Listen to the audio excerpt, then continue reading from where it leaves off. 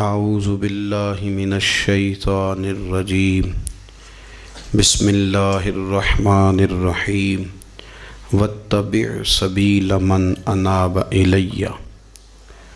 صدق اللہ العظیم وصدق رسولہ النبی الکریم الامین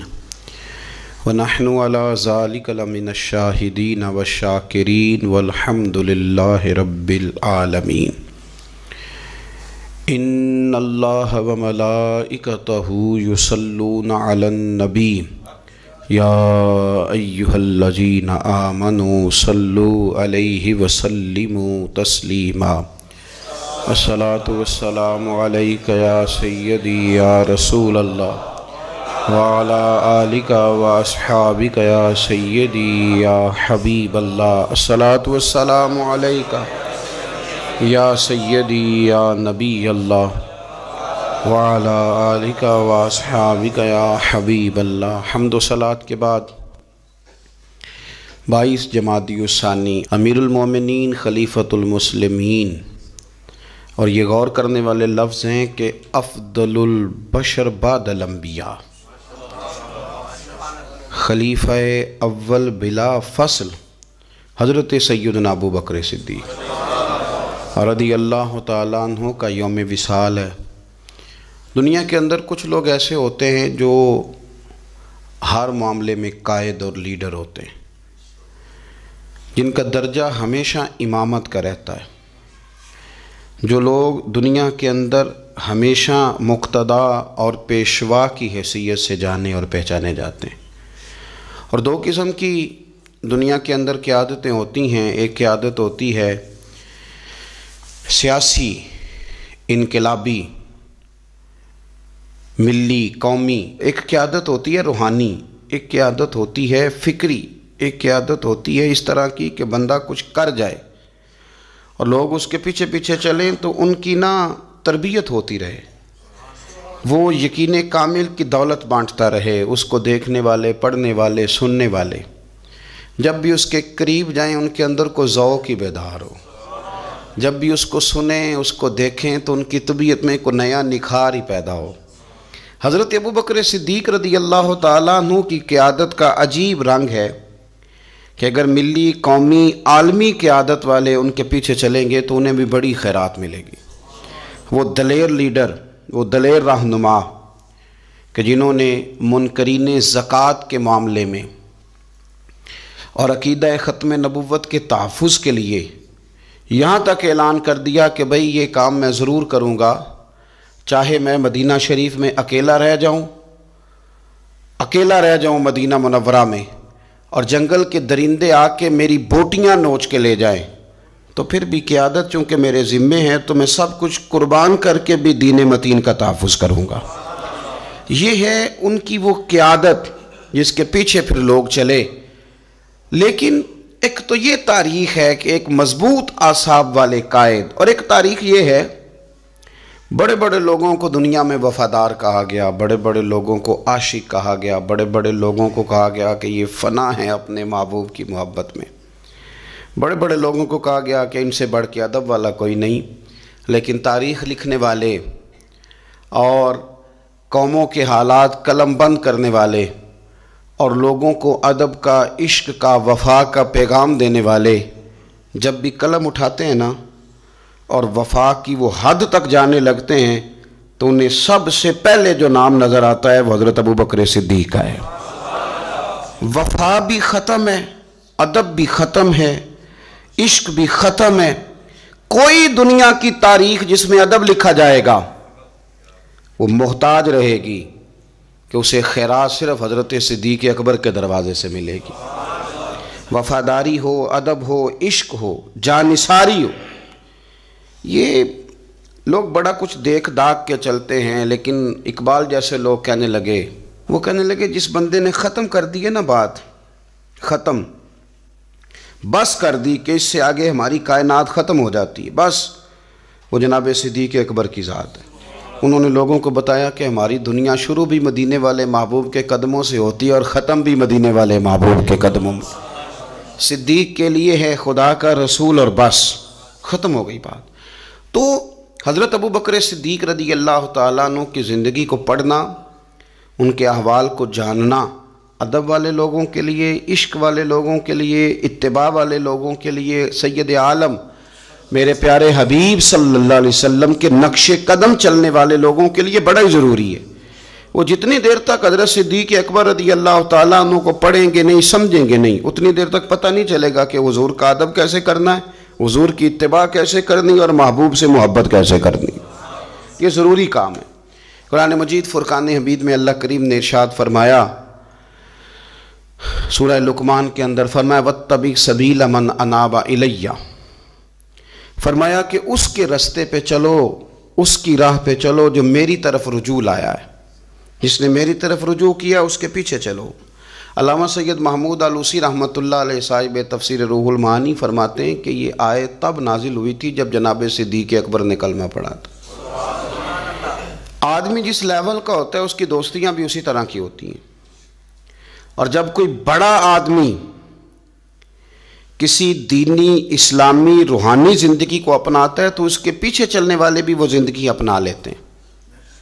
اسی لیے کہا گیا کہ لوگ اپنے سرداروں کے مذہب پہ ہوتے ہیں۔ حضرت سیدنا ابو بکر صدیق رضی اللہ تعالیٰ عنہ نے کلمہ پڑھا تو صاحب تفسیر روح المعانی ارشاد فرماتے ہیں کہ یہ بڑے گہرے دوست تھے حضرت ابو بکر صدیق کے، جو تاجر تھے نا بڑے بڑے مکے کے، چونکہ جناب صدیق اکبر بھی تاجر تھے،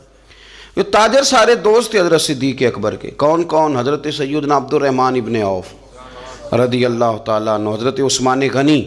رضی اللہ تعالیٰ عنہ، حضرت زبیر بن عوام رضی اللہ تعالیٰ عنہ، حضرت طلحہ بن عبید اللہ رضی اللہ تعالیٰ عنہ، یہ سارے لوگ حضرت صدیق اکبر رضی اللہ تعالیٰ عنہ کے دوست تھے۔ حضرت سعید بن زید رضی اللہ تعالیٰ عنہ، یہ سارے لوگ تاجر تھے۔ تو جب پتہ چلا نا کہ ایک بڑے تاجر نے، حضرت ابو بکر صدیق رضی اللہ تعالیٰ عنہ نے کلمہ پڑھ لیا ہے، تو یہ خبر جنگل کی آگ کی طرح پھیل گئی، ہر آدمی تک بات پہنچ گئی، ہر شخص نے اس بات کو سن لیا۔ اب وہ سارے لوگ تصدیق کرنے کے لیے کہ یار بڑا سیاںا بندہ ہے، بڑا سمجھدار آدمی ہے، تاجروں میں اس کا بڑا نام ہے، کاروباری لوگ اسے بڑے قریب سے جانتے ہیں، تو وہ تصدیق کرنے کے لیے سارے لوگ جناب صدیق اکبر کے پاس آئے۔ حضرت صدیق اکبر سے تصدیق اس طرح کی سنی، اس طرح کی تصدیق سنی، اس طرح کی تصدیق سنی کہ پھر سارے ہی مدینے والے محبوب کا کلمہ پڑھ گئے، حضور کا کلمہ پڑھ گئے، بس تصدیق کرنے آئے، تصدیق کرنے آئے حضور سے۔ اور نبی پاک صلی اللہ تعالیٰ تیریاں ویکھ کے اداواں تے میں مرید ہی ہو گئی۔ پھر وہ سارے حضور سید عالم آئے تھے تصدیق کرنے، سودا لینے کے لیے بازار گئے ہم، پر ہاتھ اس کے بکے جس کے خریدار گئے ہم۔ تو وہ نا حضور کی غلامی میں آ گئے۔ تو سمجھ لیں اس بات کو اور اس پر غور کر لیں کہ نبی پاک علیہ السلام کے اس غلام کا یہ حال ہے کہ یہ کلمہ پڑھیں تو مکے کے بڑے بڑے تاجروں میں انقلاب برپا کر دیں۔ اتنا اثر ہوا باقی لوگوں پہ کہ وہ تصدیق کرنے آئے تھے، تصدیق کرنے، اور ایسی تصدیق انہوں نے کی، ایسی تصدیق کی کہ پھر ساری زندگی مدینے والے محبوب کے گن گا کے گزار دی، ساری زندگی حضور سید عالم صلی اللہ علیہ وسلم۔ حضرت ابو بکر صدیق رضی اللہ تعالیٰ عنہ نے اپنی مقدس زندگی کے اندر نبی کریم صلی اللہ علیہ وسلم کی بارگاہ میں وقت گزارا۔ آپ مختلف مقامات پر قرآن مجید کو دیکھیں گے تو حضرت صدیق اکبر رضی اللہ تعالیٰ عنہ کی مختلف شانیں آپ کو قرآن حکیم میں نظر آئیں گی۔ اللہ کریم نے قرآن مجید میں ارشاد فرمایا سورہ بقرہ میں کہ الذین ينفقون اموالهم باللیل والنہار سرا وعلانیہ، فرمایا کچھ لوگ ایسے ہیں جو اللہ کے راستے میں خرچ کرتے ہیں، اعلانیہ بھی اور چھپا کر بھی۔ اور وہ کس طرح خرچ کرتے ہیں؟ رات کو بھی خرچ کرتے ہیں اور دن کو بھی خرچ کرتے ہیں، اعلانیہ بھی، چھپا کے بھی، دن کو بھی، رات کو بھی۔ تو یا اللہ ملے گا کیا؟ فرمایا فَلَهُمْ أَجْرُهُمْ عِنْدَ رَبِّهِمْ، ان کا اجر ان کے رب کے پاس ہے، وہ اللہ کے پاس ہے، اور راز ہے، ان کا اجر ان کے رب کے پاس ہے، ان پر نہ کوئی خوف ہوگا نہ وہ غمگین ہوں گے۔ یہ وہ لوگ ہیں جو رات کو بھی خرچ کرتے ہیں، دن کو بھی خرچ کرتے ہیں، اعلانیہ بھی خرچ کرتے ہیں، چھپا کے بھی خرچ کرتے ہیں۔ تفسیر روح المعانی ہی کو آپ دیکھ لیں تو علامہ سید محمود آلوسی اندلسی رحمۃ اللہ علیہ فرماتے ہیں کہ حضرت صدیق اکبر کا ایک دفعہ خرچ تو ہمیشہ کرتے رہتے تھے، ایک دفعہ ارادہ بن گیا، اس آیت کے شان نزول میں لکھتے ہیں ایک دفعہ ارادہ بن گیا کہ میں نے 40,000 دینار خرچ کرنے اللہ کی بارگاہ، اور کرنے اس طرح ہے کہ دن کو بھی خرچ کرنے، اور اگر کوئی آدمی رات کو لینا چاہے تو اسے یہ نہ محسوس ہو کہ یہ تو صرف اجالے میں دینے والے ہیں، اگر کوئی رات کی تنہائی میں لینے آئے گا تو اسے بھی دیں گے، خرچ کریں گے اللہ کے راستے میں۔ اور 10,000 دینار، 40,000 کل دینے تھے، 10 خرچ کیے دن کو، 10 خرچ کیے رات کو، 10 اس وقت خرچ کیے جب ساری دنیا اعلان ہوتا ہے نا چندے کا تو سارے دے رہے ہوتے ہیں، 10 اس وقت خرچ کر دیا 10,000 دینار، اور پھر 10 چھپا کے خرچ کیا، 10 چھپا کے بھی خرچ کیا، یعنی اس وقت بیچ مجمع کے بھی دینا بعض اوقات بہتر ہوتا ہے کہ دوسروں کو بھی رغبت ہوتی ہے، کیونکہ ایک بندہ اگر کہیں خرچ کرتا ہے تو پھر دوسرے بھی دیکھ کے خرچ کرتے ہیں، تو جب سب دے رہے تھے تب بھی دیا، اور جب کوئی نہیں دے رہا تھا تو تب بھی دیا، اور دن کو بھی دیا اور رات کو بھی دیا، تو رب کریم نے پھر اس کا ذکر قرآن مجید میں فرما دیا۔ تو حضرت ابوبکر صدیق رضی اللہ تعالیٰ عنہ کی حیات مبارکہ کو آپ پڑھیں، اس پر آپ غور کریں، ایک مقام نہیں درجنوں مقامات آپ کو ایسے ملیں گے۔ اسی طرح امام فخر الدین رازی رحمۃ اللہ علیہ تفسیر کبیر میں فرماتے ہیں کہ یہ جو آیت ہے نا، ان الذین قالوا ربنا اللہ ثم استقاموا تتنزل علیہم الملائکہ، بے شک وہ لوگ جنہوں نے کہا کہ ہمارا رب اللہ ہے پھر وہ اس پر قائم ہو گئے تو ان پر فرشتے اترتے ہیں، اور فرشتے کیا کہتے ہیں؟ اللہ تخافوا ولا تحزنوا، خبردار خوف نہ کرو، غم نہ کھاؤ،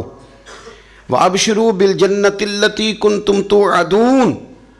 اور خوش ہو جاؤ اس جنت پر، تمہیں خوشخبری دینے آئے ہیں اس جنت کی جس کا رب نے تمہارے ساتھ وعدہ کیا ہے۔ تو امام راضی کہتے ہیں یہ جو کہا نا کہ وہ لوگ جنہوں نے کہا اللہ ہمارا رب ہے پھر وہ ڈٹ گئے، پھر ان پر فرشتے اترے اور فرشتے خوشخبری دینے کے لیے اترے، فرمایا یہ بھی حضرت ابوبکر صدیق کی شان میں نازل ہوئی ہے، اس لیے کہ حضرت صدیق اکبر نے اس وقت کلمہ پڑھا تھا جب کوئی اور کلمہ نہیں پڑھتا تھا، پہلے مسلمان حضرت صدیق اکبر آزاد مردوں میں سے پہلے مسلمان، آپ نے کلمہ پڑھا، رش دیکھ کے تو بھائی عام جگہ پہ بھی بڑے لوگ آ جاتے ہیں، لیکن تنہائیوں میں ابتدا میں بالکل شروع میں جس ہستی نے صرف جلوہ والضحیٰ دیکھا،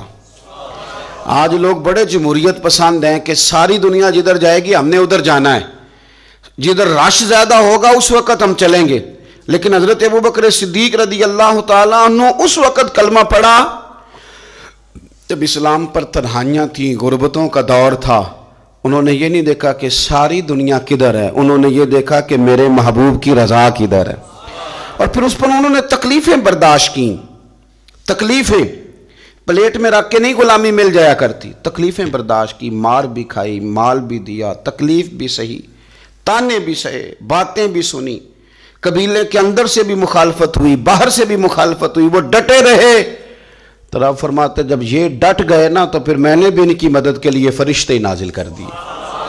پھر اللہ تبارک و تعالیٰ نے انہیں کوئی لاوارث نہیں چھوڑا، پھر ان کی مدد اللہ نے اپنے فضل سے فرمائی۔ تو حضرت صدیق اکبر رضی اللہ تعالیٰ عنہ کی مقدس حیات مبارکہ، اس پر بے شمار فضائل میں آپ کو احادیث ملیں گی، بے شمار آپ کو آیات بینات ملیں گی۔ سمجھنے کی چیز یہ ہے کہ ان کی زندگی کو دیکھا جائے، پڑھا جائے۔ میں نے بڑا غور کیا ہے، جتنا کو میرا محدود سا مطالعہ ہے، جتنا کو میں فہم اور علم رکھتا ہوں، میں نے بڑا غور کیا ہے اور بڑی باریکی سے کیا ہے، اور ان کی زندگی کے شب و روز کو بار بار پڑھا ہے، اور وہ جتنے پیچ و تاب ہیں ہجرت سے لے کر بدر تک اور بدر سے لے کر فتح مکہ تک، ہر میدان، ہر جگہ، ہر کوچہ، ہر نگر، تو ایک ہی بات سمجھ میں آئی ہے کہ جس طرح پروانہ چراغ کے گرد گھوم کے زندگی گزار دیتا ہے، گھوم کے زندگی گزار دیتا ہے، روشنی جہاں نظر آتی ہے تو پروانہ ساتھ ہی نظر آتا ہے، کہیں اور دکھائی دیتا ہی نہیں۔ اسی طرح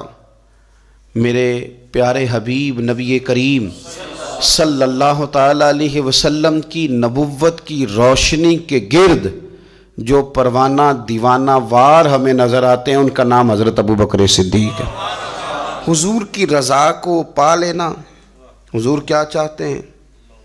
اس چاہت کے مطابق کوشش کرنا۔ جس نے میرے نبی پاک علیہ الصلوۃ والسلام کے ساتھ عداوت رکھی اس کے ساتھ عداوت رکھنا، اسے اپنا دشمن جاننا۔ جس کے ساتھ میرے نبی کریم صلی اللہ تعالیٰ علیہ وسلم کی غلامی کا رشتہ ہو گیا، جو حضور کا وفادار ہو گیا، اس کے ساتھ دست شفقت پھیرنا، اس سے پیار کرنا۔ حضور صلی اللہ علیہ وسلم نے خود فرمایا کہ میری امت پر سب سے زیادہ نرمی کرنے والے ابو بکر صدیق ہیں۔ اس کے ساتھ محبت کرنا، اس کے ساتھ پیار کرنا،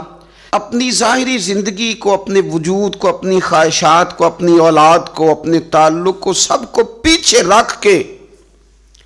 سب سے آگے اپنے محبوب کی ذات کو رکھنا۔ یہ کمال صرف حضرت صدیق اکبر ہی کو حاصل ہے۔ لوگ عمل کرتے ہیں پر مزیدار نہیں کرتے، چل پڑتے ہیں پر پورا نہیں چلتے، رشتہ بناتے ہیں پر سوچتے ہیں کہ اتنا ہی کافی ہے، اتنی زیادہ وفا اور اتنی زیادہ پیچھے چلنے کی کیا ضرورت ہے۔ لیکن حضرت ابو بکر صدیق رضی اللہ تعالیٰ نے جو رشتے بنائے، پھر وہ رشتے نبھائے، پھر انہوں نے حضور کی اس غلامی کو نبھا کے دکھایا۔ کلمہ پڑھا۔ ہمارے ایک بزرگ فرمایا کرتے تھے ابو بکر نے دوستی لگائی تھی مکے میں اور جوان کرائی بدر و احد خندق میں، اور فرماتے ہیں ساتھ نبھائی ہے قبر میں بھی۔ پانی پرنا سہیلیاں تے رنگا رنگ کڑے، او پائی اسی تے پریا اس دا جانیے جس دا توڑ چڑھے۔ اور بڑی احتیاط کے ساتھ، بڑی احتیاط کے ساتھ، بڑی احتیاط کے ساتھ، اگر انہوں نے کبھی مشورہ بھی دیا نا، ایک جنگ کے موقع پہ حضور نے مشورہ مانگا تو عرض کی حضور آپ جیسے حکم کریں گے ہم ویسے ہی حاضر ہیں۔ اگر کبھی مشورہ مانگا بھی تو انہوں نے بڑا محتاط ہو کے بڑے احتیاط سے، کوئی زیادہ رائے نہیں، اس لیے کہ جس سے پر اعتماد زیادہ ہوتا ہے اس کی ذمہ داری بھی زیادہ ہوتی، جس سے محبت زیادہ کی جاتی ہے اس کی ڈیوٹی بھی زیادہ ہوتی۔ سب سیاں رل پانی نو چلیاں، کوئی مڑ سی پر کے، تو جنہاں نے پر کے سیر تے چایا وہ قدم رکھن ڈر ڈر کے۔ انہیں پتہ تھا مجھ پر اعتماد زیادہ ہے، تو ان کی ذمہ داریاں، اس کا انہیں احساس، وہ ہر جگہ یار بات کو سمجھو نا، اگر مدینے میں کوئی جنازہ ہے تو ابو بکر صدیق اس میں بھی پہلے نظر آتے ہیں، اگر مریض کی عیادت کرنی ہے تو صدیق اکبر اس میں بھی پہلے نظر آتے ہیں، اگر کسی جگہ کسی غریب کی مسکین کی خدمت کرنی ہے تو صدیق اکبر وہاں بھی پہلے نظر آتے ہیں، اور میرے مدینے والے محبوب نماز پڑھانے کے لیے کھڑے ہوتے ہیں تو صف میں بھی پہلے نظر آتے ہیں۔ انہیں پتہ تھا کہ جنہاں نے پر کے سر تے چایا وہ قدم رکھن ڈر ڈر کے، بڑی ڈیوٹی کی، بڑی ڈیوٹی، آخر دن تک ڈیوٹی کی اور کھول کے کی۔ اور حضور سید عالم صلی اللہ تعالیٰ علیہ وسلم کے وصال ظاہری کے بعد بھی حضور کے دین سے، حضور کی اولاد سے، حضور کے صحابہ سے، نبی کریم صلی اللہ تعالیٰ علیہ وسلم کے مشن سے انہوں نے وفاداری والی ڈیوٹی کی۔ اور ابو بکر صدیق رضی اللہ تعالیٰ عنہ کو جب نور والے کفن میں لوگ تدفین کے لیے اٹھا رہے تھے، اور جب ان کی اس وصیت پر عمل کیا جا رہا تھا کہ مجھے نا فوراً نہ میری قبر کھودنا حضور کے ساتھ، پہلے پوچھ لینا، پہلے گواہی لے لینا، پہلے او لے سجنا اساں توڑ نہیں پائی، اساں جان دیتی راہ تیرے۔ حضرت ابو بکر صدیق رضی اللہ تعالیٰ انہوں نے اپنی زندگی وفاداری والی گزاری۔ دعا کریں ہم نے بھی جہاں لگائی ہے نا ہماری نبھ جائے، ہمارا نہ کسی جگہ کوئی ایسا معاملہ نہ بن جائے، ہم نہ نبھانے کے قابل ہو جائیں، کچھ ایسا نہ ہو جائے کہ جس میں معاملہ تکلیف والا ہو، ہم نہ طے کر جائیں۔ بڑی بڑی آندھیاں آتی ہیں، بڑے بڑے طوفان اٹھتے ہیں، بڑے بڑے دھوپ چھاؤں کے معاملات ہوتے ہیں۔ دعا کرو کہ جہاں جہاں ہم پر اعتماد کیا جاتا ہے، پیار کیا جاتا ہے، ہم اسے نبھا سکیں۔ میرے رسول کریم صلی اللہ تعالیٰ علیہ وآلہ وسلم کے اس غلام نے ڈیوٹی اس ترتیب سے دی کہ مشکات میں حدیث ہے، ذرا انداز دیکھیے گا اس روایت کا، ان کی نیکیاں کس طرح گنی جائیں۔ یعنی حضرت ابو بکر صدیق رضی اللہ تعالیٰ عنہ کی عظمت شروع کہاں سے کی جائے، اس عظمت کے لیے عنوان کہاں باندھا جائے، ان کی زندگی کا کون سا پہلو ہے جس کا تذکرہ چھیڑا جائے اور ان کی وفا کا ذکر کیا جائے، ان کی اتباع کا ذکر کیا جائے، ان کی غلامی کا ذکر کیا جائے، ان کے فنا فی الرسول صلی اللہ علیہ وسلم ہونے کا ذکر کیا جائے، کہاں سے بات شروع کی جائے؟ میں نے تفسیر روح البیان دیکھ رہا تھا، یعنی کچھ باتیں ایسی ہیں کہ یہ موقع نہیں تھا یار، یہاں یہ والی باتیں تو نہیں نہ ہوتی. یعنی اماں جب لاڈ سے پتر سے بات کرتی ہے تو روٹین میں کرتی ہے نا، گھر میں بیٹھے کتنا پیارا ہے میرا بیٹا، میرا پتر بڑا بیبا ہے، وہ گھر میں لاڈ سے بات کرتی ہے. جب وہ سفر پہ انسان جا رہا ہو یا کوئی ایمرجنسی حالات ہوں تو اس موقع پر لاڈ کی باتیں نہیں ہوتی، اس موقع پر بڑی میٹھی، بڑی شستہ، بڑی الگ تھلگ باتیں نہیں ہوتی. علامہ اسماعیل حقی رحمۃ اللہ علیہ تفسیر روح البیان کے اندر فرماتے ہیں کہ جنگ بدر کے اندر نا حضرت ابو بکر صدیق رضی اللہ تعالیٰ عنہ کے صاحبزادے، وہ پہلے بھی آپ نے سنا ہوا ہے، بڑی معروف بات ہے کہ وہ کافروں کی طرف سے آئے تھے لڑنے کے لیے، ابھی کلمہ نہیں پڑھتے تھے، بعد میں اللہ نے توفیق دی وہ بھی مسلمان ہو گئے. وہ کافروں کی طرف سے جب آئے انہوں نے للکارا انہوں نے، تو حضرت صدیق اکبر نے نا جلدی سے تلوار اٹھائی اور اٹھنے لگے، کہا یا رسول اللہ مجھے اجازت دیں میں اس کی گردن کاٹ کے لاؤں. تو حضور نے فرمایا ابو بکر آپ بیٹھ جائیے. حضور وہ للکار رہے ہیں، جس طرح والد کو غصہ زیادہ نہیں ہوتا بچے کی کسی غلطی پر، تو کہا حضور میں نے جانا ہے، ابھی اس کی گردن کاٹ کے لاتا ہوں. فرمایا ابو بکر بیٹھ جائیے. حضرت صدیق اکبر کی طبیعت کے اندر جب حضور نے وہ جلال دیکھا اور خیال دیکھا کہ اب تو یہ جانا ہی چاہ رہے ہیں، تو حضور نے پھر کیا انداز اختیار کیا. نبی کریم علیہ السلام نے فرمایا ابو بکر بیٹھ جا، تیری ابھی بڑی ضرورت ہے. فرمایا تیری وجہ سے ابھی ہم نے بڑے نفع اٹھانے. اور پھر حضور نے فرمایا ابو بکر جس طرح میرے لیے میری آنکھیں اور میرے کان ہیں نا، جس طرح میرے لیے میری آنکھیں اور میرے کان ہیں، اسی طرح ابو بکر تو بھی میرے لیے یہی حیثیت رکھتا ہے. جس طرح بندہ آنکھوں سے دیکھتا ہے کانوں سے سنتا ہے، اللہ کرے آپ کو سمجھ آئے، آنکھوں سے دیکھتا ہے اور کانوں سے سنتا ہے. فرمایا ابو بکر تو میرے لیے اسی طرح ہی ہے، گویا میں تیری صورت میں ہی تو دنیا کو دیکھتا ہوں.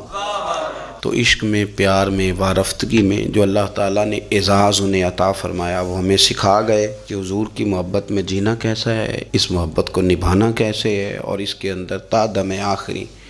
کس طرح کر کے وقت گزارنا ہے. بس شرط یہ ہے کہ سیکھیں، ان سے سیکھیں. جنہوں نے آج تک فیصلہ نہیں نہ کیا کہ وہ کیا ہیں، وہ دیندار ہیں کہ دنیا دار ہیں،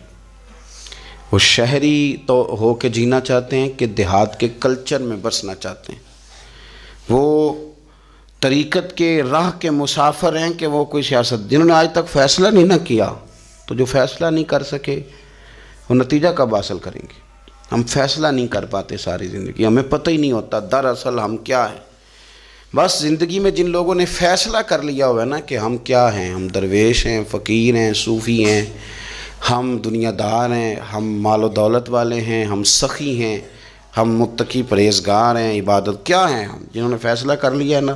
پھر ان کا سفر بھی شروع ہو گیا، ان کا سفر بھی شروع ہو گیا. جب سفر شروع ہو جائے تو پھر کبھی نہ کبھی منزل بھی آ ہی جایا کرتی ہے. لیکن جنہوں نے ابھی تک فیصلہ ہی نہیں کیا تو وہ کس طرح کر کے منزل تک پہنچیں گے. دعا یہ ہے کہ اللہ تعالی ہمیں حضرت ابو بکر صدیق رضی اللہ تعالیٰ عنہ کے طریقوں پر چلنے کی توفیق عطا فرمائے. اللہ ہمیں ان کے رستوں کا مسافر بنائے، ان کی وفاداری، ان کا عشق، ان کی غلامی کے اللہ ہمیں خیرات عطا فرمائے. آخر دعوانا ان الحمدللہ رب العالمین.